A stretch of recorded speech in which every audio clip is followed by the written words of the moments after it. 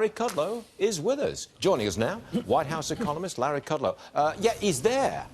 I'm glad you're on camera and not on the phone, because I wanted to see a great big smile as soon as you appeared, because this jobs report. You know, Larry, why don't you just take a victory lap and go at it right now? Oh, you know, modest guy that I am, but I am. Let me take my throat lozenge out. I've been talking for so long, I don't know if I can continue to talk. First of all, Stu, it's always a pleasure. Happy Thanksgiving and holidays. Thank you. I just want to say that these are spectacular numbers. 266, and then you had a 41,000 upward revision. So those are really big numbers. You're back in the 300,000 zone.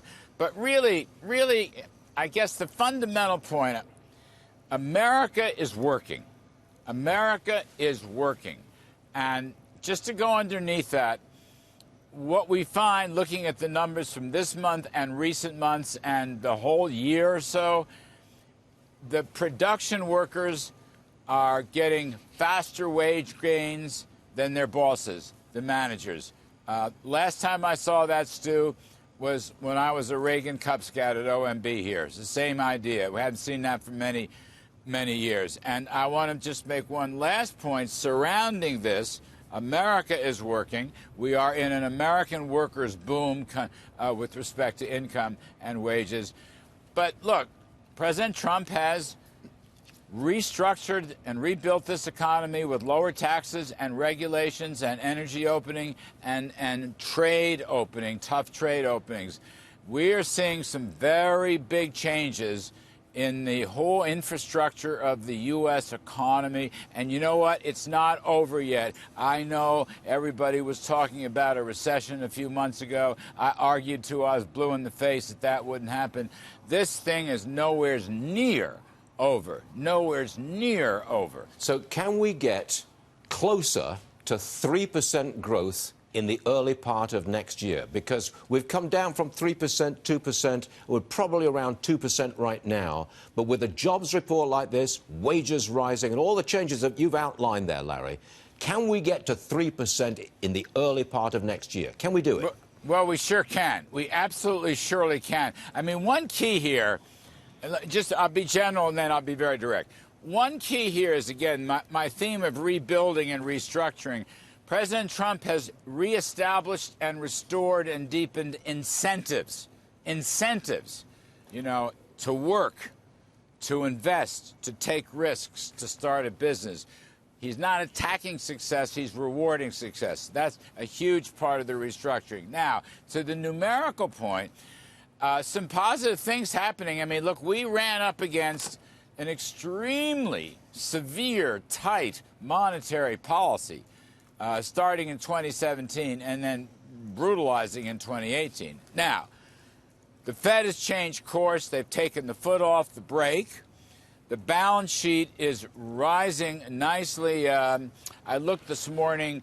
The monetary base and M2 are growing about 14% at an annual rate year on year. That's a total reversal from where we were a year ago, and a darn good thing, and they've lowered the rates. So that's a big plus right there, because, you know, that monetary stuff was stifling the incentives that I was arguing about before. So I'm very hopeful on that. And just on today's jobs numbers, Stu, I think we are moving into a CapEx business investment recovery. We had a terrific one in 2017. How do you know that?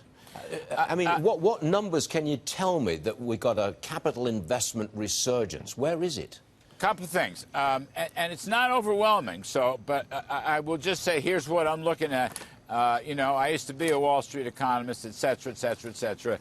The durable goods report, the core CapEx shipments and orders popped up in October. That doesn't make a whole story, but it's the first nice pop-up I've seen. And one other point I'll make, and this is maybe a little more controversial.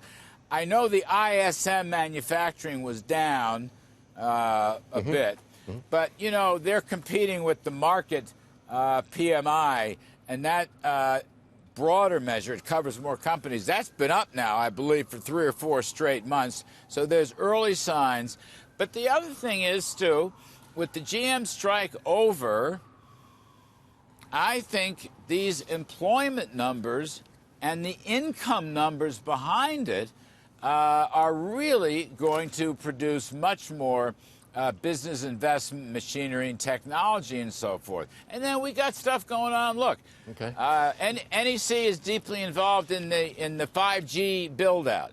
The 5G build-out is not only employing hundreds of billions of dollars, and we're just getting started.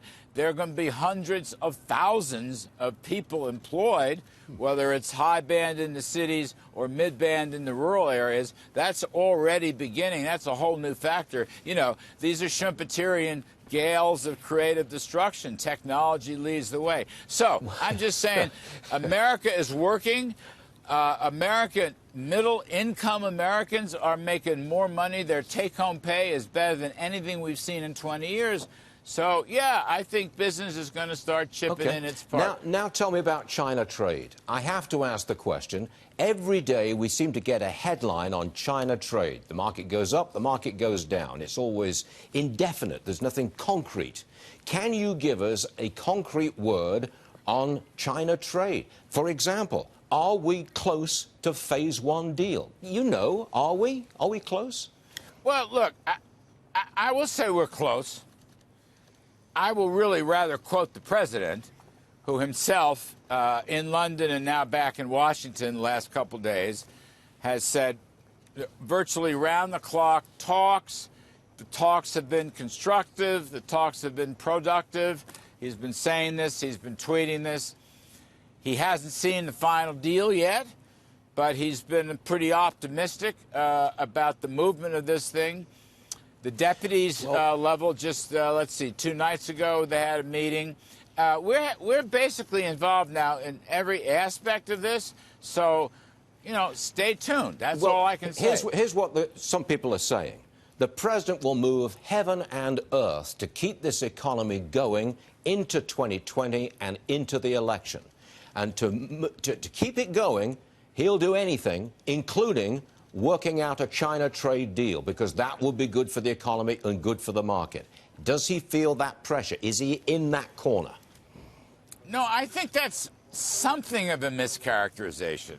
Let me be careful here. I don't want to misquote, but look, he has said time and again he will sign a good deal, or a great deal, as he would characterize it. What's good for the economy? Well, a good deal that deals with issues such as farm tariffs and farm purchases, intellectual property theft, forced technology transfer, and a litany of things. A good deal like that, which is enforced, would be great for our economy, both our economies.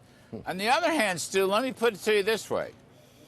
If we don't get such a deal, then I think the president is bound and determined, as he has shown us, to defend America and to defend the American economy and defend the American worker, the farmer, the technology person. That's a form of economic growth, too. I mean, we cannot give up. We cannot let any power, be it China or any other power, steal our dreams, our plans, our creativity. So the president must protect and defend our economic rights as well as national security. And you know what? He's been tough. I love tough. Defending our economic security is also good for the economy. So, you know, let's see how this thing shakes out. Okay, but I can quote you as saying, yes, you think we are close to a phase one deal. Got it. One last one, please, Larry. How did Mr. Trump really feel about that video where some world leaders appeared to be mocking him at the NATO conference? Do you know how he really felt about that? Was he really angry? Is that why he left the place fast? Oh, I wasn't there at the time. I think he's mellowed out a bit on that. What? The president has mellowed out? Oh, Larry.